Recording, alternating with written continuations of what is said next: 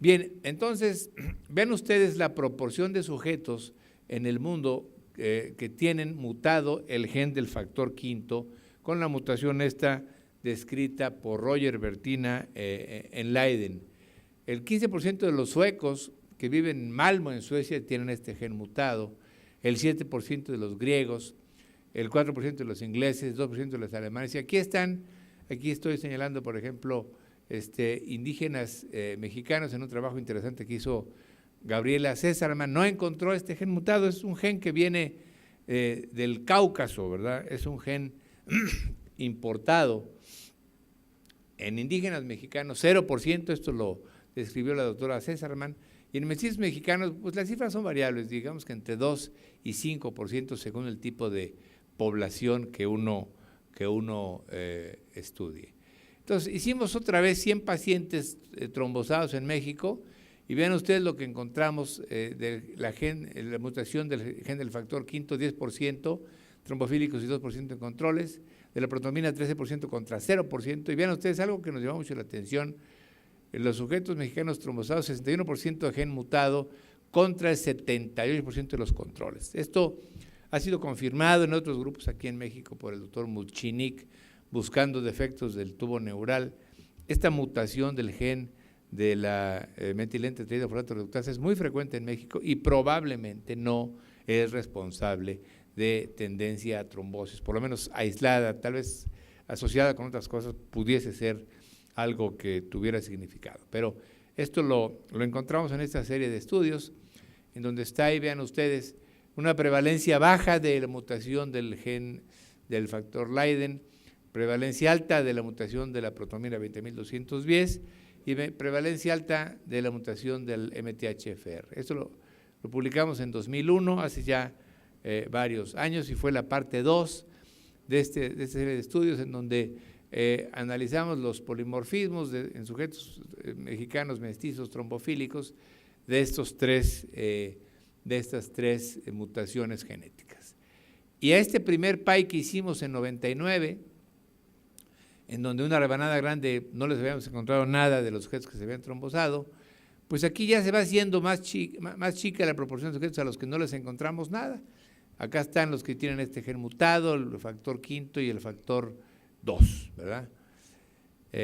Y luego, bueno, otro sujeto importante en la génesis de la trombosis son las plaquetas, y aparecen en aquella época pues una descripción interesante de este síndrome de plaquetas pegajosas, que es una condición autosómica dominante definida por hiperagregabilidad plaquetaria con dos agentes agregantes, ADP y epinefrina. Esto lo describió Everard Mamen, que murió en el año 2008, y trabajó mucho con su discípulo Roger Vick, que se murió también en 2008, siendo mucho más joven, nació en 42, y ellos publicaron mucho sobre esta condición.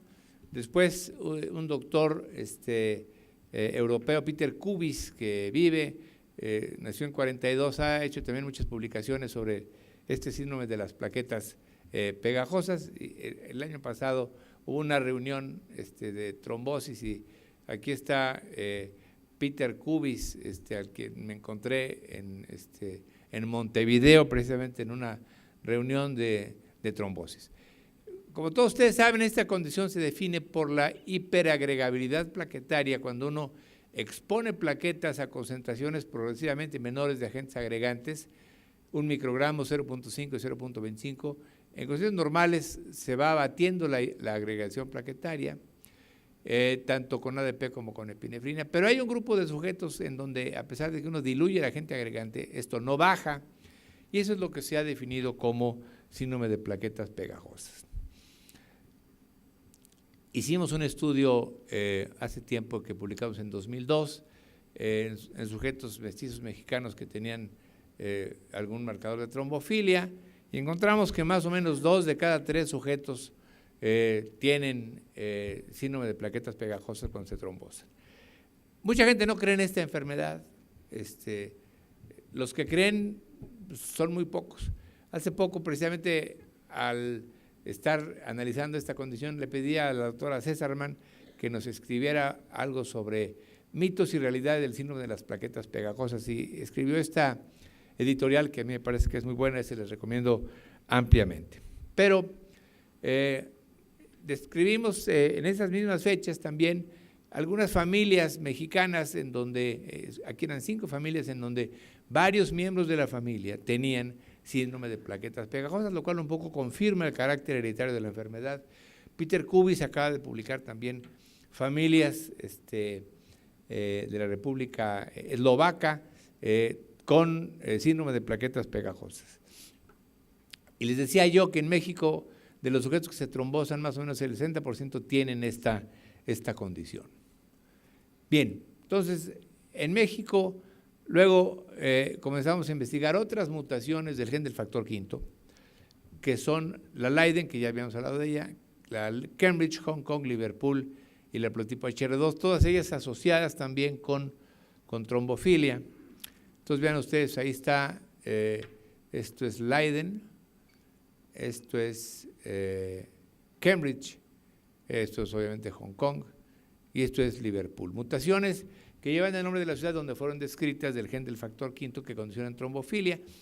Y otra vez en 100 sujetos mexicanos trombosados investigamos esto y ahí está lo que encontramos. Vean ustedes, encontramos mutación Leiden en 10%, Cambridge nada, Hong Kong 1%, y ahí vean ustedes Liverpool 0%, haplotipo HR2 28%. Y ninguna de estas mutaciones en 60% de los pacientes. Otro PAI, que ya digamos que corresponde a la cuarta parte de esta serie de estudios que habíamos hecho sobre trombosis, en donde analizamos la frecuencia de las mutaciones Leiden, Cambridge, Hong Kong, Liverpool y el haplotipo HR2 en el gen del factor V en un grupo de pacientes mestizos mexicanos con algún marcador clínico de trombofilia. Pero en realidad uno no puede analizar este asunto con PAIs aislados, sino que uno tiene que tener en cuenta que estas cosas pueden ocurrir al mismo tiempo. Entonces, en este otro estudio, la quinta parte de nuestros estudios, les hicimos a un grupo grande de sujetos todo lo que hasta ese momento podíamos hacer. La mutación del gen de la MTHFR, plaquetas pegajosas, fenotipo de RPCA, haplotipo HR2, anticuerpos antifosfolípido, mutación de la protrombina, mutación Leiden, deficiencia de CDS, antitrombina 3 y mutación Hong Kong. Y ahí está lo que encontramos, fíjense ustedes. Lo más frecuente fue la mutación del gen de la metilfosfato reductasa y plaquetas pegajosas más o menos en 54% de sujetos a quienes estudiamos.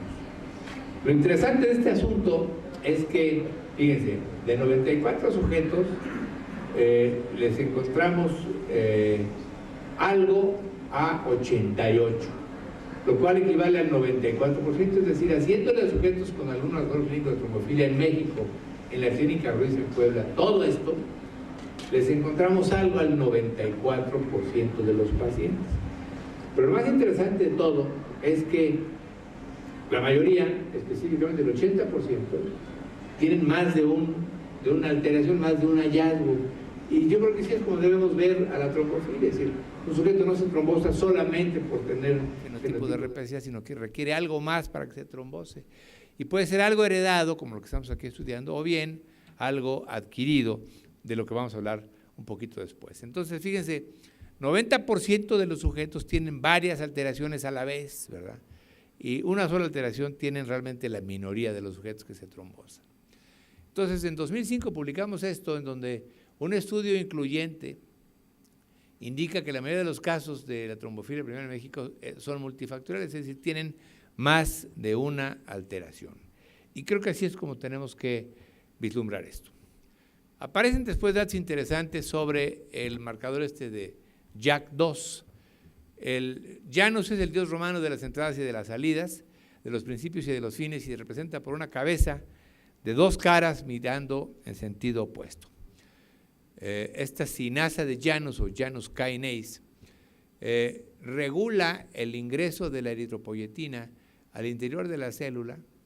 Cuando está mutado, a pesar de que no hay eritropoyetina, se liberan una serie de señales para que se hagan más glóbulos rojos, y se ha encontrado que este gen mutado se encuentra frecuentemente en polivera, en mielofibrosis primaria, en trombocitosis primaria, etc.